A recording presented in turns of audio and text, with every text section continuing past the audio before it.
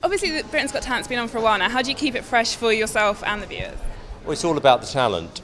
As long as the talent is good and it's different and it's not the same as we've had, in previous years, then it's a fun show to watch, and it's an easy show to watch.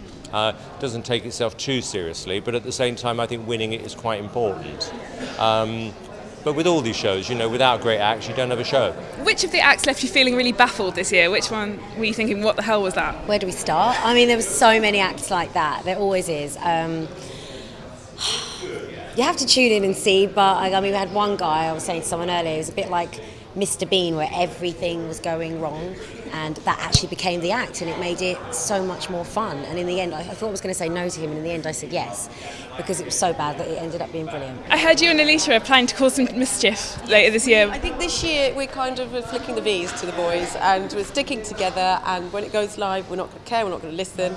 If we're trying to be told to shut down because the time's running, we'll be like, no, this is our time, the boys can shut down.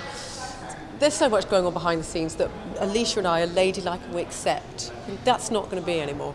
Yeah, we're very punchy this year. She's like the troublemaker at school that gets you in trouble because she's the naughty one. That's what it's like working with Amanda Holden, but I love it. She's cheeky, and it just makes going to work so much fun. I've heard you've been standing up for her a lot. Has it been a lot of girl power this year on the panel? I always stand up for her, I stand up for David and Simon too. If anyone comes out on stage and starts gobbing off at them, I'm usually the first one like, wait!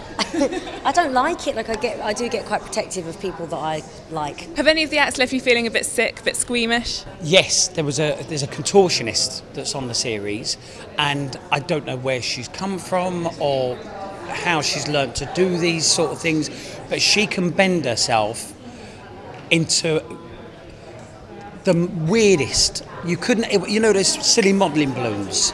Anything you could do with one of them, I guarantee she could. She can put her body and her legs in places that I've never seen. Obviously, there's always people saying Britain's run out of talent. Do you ever feel like that when you're sitting in the chair? Well, yeah, there's certain days where you think, oh my God, I don't know why I'm here. And then the next minute somebody brilliant walks in. That's the sort of the fun of being on. It's a bit like being on a roller coaster.